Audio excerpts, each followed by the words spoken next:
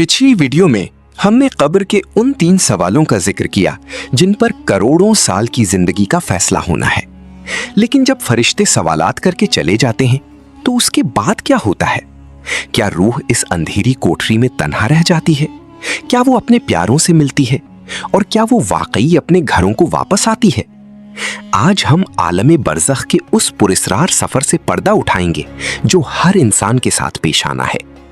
जैसे ही एक मोमिन की रूह जिस्म का कफस तोड़कर ऊपर जाती है तो बरज़ख के आलम में एक अजीब खुशी की लहर दौड़ जाती है।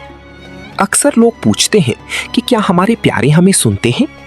अल्लाह के नबी सल्लल्लाहु अलैहि वसल्लम ने बदर के कुएं में पड़े काफिरों से खिताब करते हुए फरमाया था, तुम इनसे ज्यादा नहीं सुन रहे जो मैं कह रहा हूं, बस ये जवाब नहीं दे सकते। आपकी तिलावत, आपके सदक़े और आपकी दुआएं एक नूर के तोहफे की शक्ल में उनकी कब्रों में पहुंचाई जाती हैं। वो आपको देखकर खुश होते हैं अगर आप नेक रास्ते पर हों और रंजीदा होते हैं अगर आप गुनाहों में डूबे हों। ये एक बहुत बड़ा सवाल है। हकीकत यह है कि रूहें अपने मकाम इल्लियीन या सज्जीन में मुक़य्यद होती हैं। वो आज़ादाना मटरगश्त नहीं करती, लेकिन अल्लाह की मशीयत से उन्हें जिंदों के हालात दिखाए जाते हैं। वो यहाँ जिस्मानी तौर पर आती नहीं है, लेकिन उनका ताल्लुक आपसे कभी नहीं टूटता। वो आपके आंसुओं को महसूस करती हैं और आपकी दुआओं की मुंतज़िर रहती हैं। इमाम इब्ने अबी दुनिया ने एक वाक़या नकल किया है कि एक शख्स ने ख्वाब में एक कब्रिस्तान के मुर्दों को देखा कि वो ज़मीन से कुछ चुन रहे हैं, लेकिन एक बूढ़ा शख्स सुकून से एक तरफ बैठा है।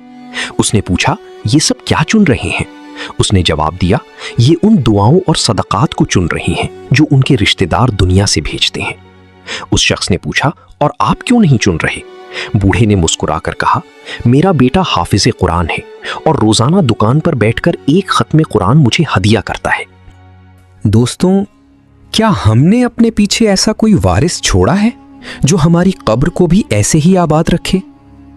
याद रखिए, नेक इंसान के लिए बरज़ख की जिंदगी नींद की तरह है, जैसे एक दुल्हन सोती है, कन्नौमतिल अरूस। लेकिन बदकार के लिए ये एक ऐसा कैद खाना है जहां उसे सुबह शाम जहन्नुम का ठिकाना दिखाकर तड़पाया जाता है। ये तो सिर्फ एक झलक थी उस दुनिया की जो मौत के फौरन बाद शुरू होती है। लेकिन क्या आप जानते हैं कि वो कौन सा अमल है जो रूह को अज़ाब कब्र से ढाल बनकर बचा लेता है? और क्या क़यामत से पहले रूहों का कोई बड़ा इज्तिमा भी होना है? हमारी अगली वीडियो का मौजू होगा अज़ाब कब्र से बचाने वाले 3 खास आमाल और सूर फूके जाने का मंजर। इस हौलनाक मगर सच्ची हकीकत को जानने के लिए इस सीरीज के साथ जुड़े रहें।